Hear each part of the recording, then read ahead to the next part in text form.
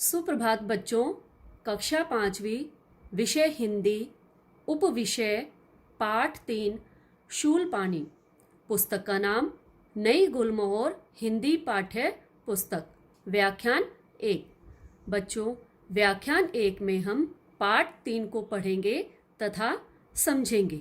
बच्चों, यह कहानी महावीर स्वामी के जीवन पर आधारित है। तो अब हम पाठ पढ़ना शुरू करते हैं। शाम ढलने लगी थी। भगवान महावीर विहार करते हुए आस्तिक नामक ग्राम के एक चैत्य में पहुंचे। विहार का अर्थ होता है घूमना। चैत्य का अर्थ होता है मठ या आश्रम। ग्रामवासी भोजन करके विश्राम करने जा रहे थे। तभी उन्हें महावीर के आगमन का समाचार मिला। आगमन का अर्थ होता है आना। पूरा गांव उनके दर्शन के लिए उमड़ पड़ा। भगवान महावीर जिस चैत्य में ठहरे हुए थे, उसी में शूलपाणी नामक एक क्रूर नर पिशाच रहता था। क्रूर का अर्थ होता है निर्दयी और नर पिशाच का अर्थ होता है दुष्ट व्यक्ति। वह अपने हाथ में एक शूल जैसा नुकीला हथियार रखता था। इसी कारण उसका नाम शूलपाणी पड़ गया था। उसके पास कौशिक नाम का एक विषैला सर्प था, जिसके काटने से कोई भी जीवित नहीं बचता था। चैत्य बहुत पुराना होते हुए भी बहुत सुंदर था। उसके समीप ही गंडक नदी बह रही थी। सामने रमणीक उपवन थे। रमणीक का अर्थ होता है मनोहर। उपवन के बीचों बीच पीपल का एक विशाल वृक्ष था। भगवान महावीर उसी पीपल के वृक्ष के नीचे बैठ गए। गांव वाले एक एक करके आते गए और उनके चरणों का स्पर्श करके उनके सामने भूमि पर बैठते गए। थोड़ी ही देर में वहां सारा गांव एकत्रित हो गया। एकत्रित का अर्थ होता है इकट्ठा होना। भगवान महावीर ने उन्हें धर्मोपदेश दिया। धर्मोपदेश का अर्थ होता है धर्म का उपदेश। गांव वालों को उनका उपदेश बहुत अच्छा लगा। उपदेश की समाप्ति पर भगवान महावीर ने लोगों से अपने अपने घर जाने को कहा, पर वे अपनी जगह से हिले तक नहीं। गांव वालों ने उनसे गांव में चलने का आग्रह किया। आग्रह का अर्थ होता है हठपूर्वक प्रार्थना। भगवान महावीर ने इनकार कर दिया। गांव के मुखिया बोले, प्रभु, इस चैत्य में एक नर पिशाच रहता है। वह बहुत निर्दयी है। जो भी रात में यहाँ आता है या इधर से गुजरता है, वह उसे मार डालता है। भगवान महावीर उनकी बात सुनकर मुस्कुराए और बोले, तुम चिंता मत करो, वह मेरा कुछ भी अहित नहीं कर पाएगा। अहित का अर्थ होता है बुरा। इतना कहकर वे समाधि लगाकर बैठ गए। गांव वाले दुखी मन से लौट गए। कुछ समय पश्चात अंधेरा हो गया। शूलपाणी बाहर से लौटा। उपवन में एक व्यक्ति को समाधि लगाए बैठे देखकर चौंका। चौंका का अर्थ होता है हैरान होना। हैरान हो गया। क्रोध से उसकी आंखें लाल हो उठी। आंखें लाल होना यानी कि क्रोधित होना। यह एक मुहावरा है जिसका अर्थ है क्रोधित होना। वह भगवान महावीर को गालियां देने लगा। उसने उन्हें जान से मारने की धमकी भी दी। भगवान महावीर पर इसका कोई प्रभाव नहीं पड़ा। वे समाधि लगाए बैठे रहे। क्रोधित होकर शूलपाणी ने कौशिक नाग से कहा। नाग का अर्थ होता है काले फन वाला सांप। तुम इस दुष्ट महात्मा को काट लो।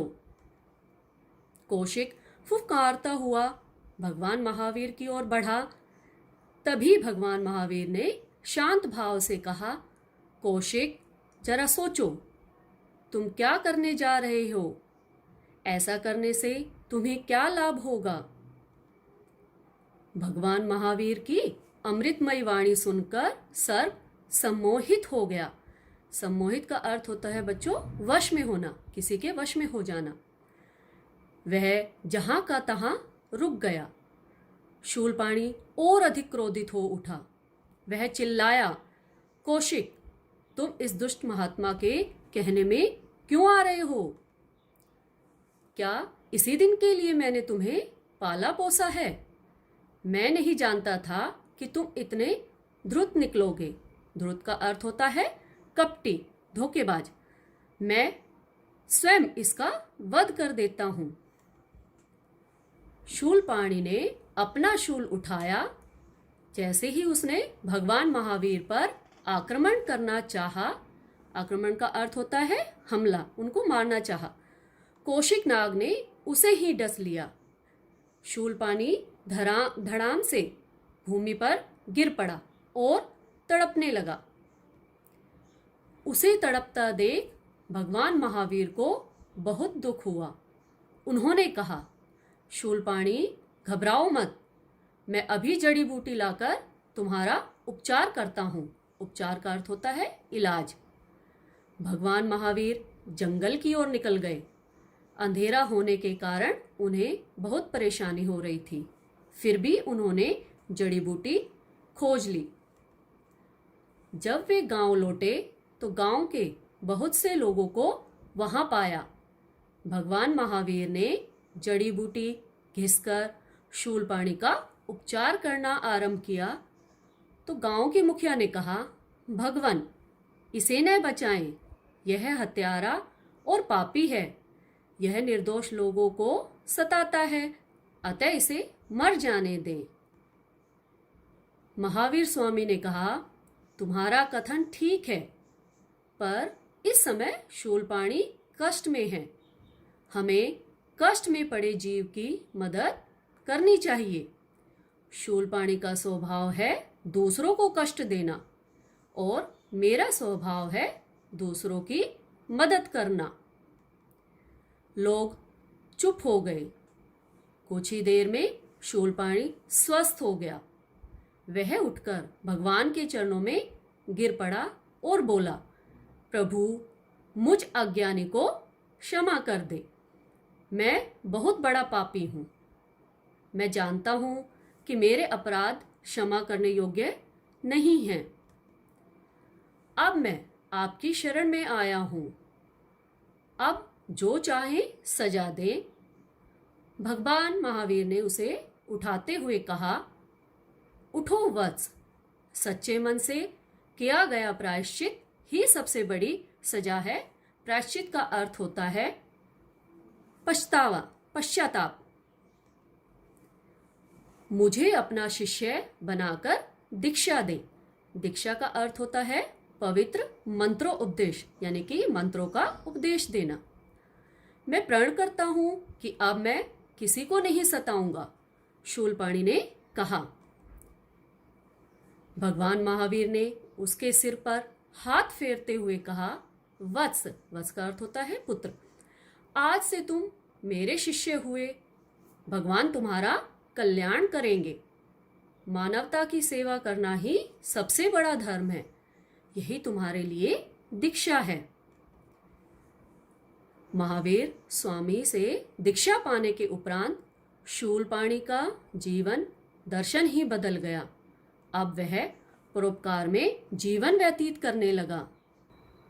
बच्चों, आज इस पाठ से हमने क्या सीखा?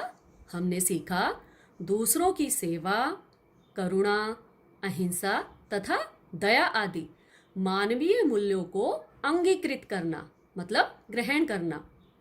दूसरा है अपनी गलती के लिए माफी मांगना। बच्चों, व्याख्यान 1 से संबंधित आज का आपका गृह कार्य है, नीचे दिए प्रश्नों के उत्तर सोचिए।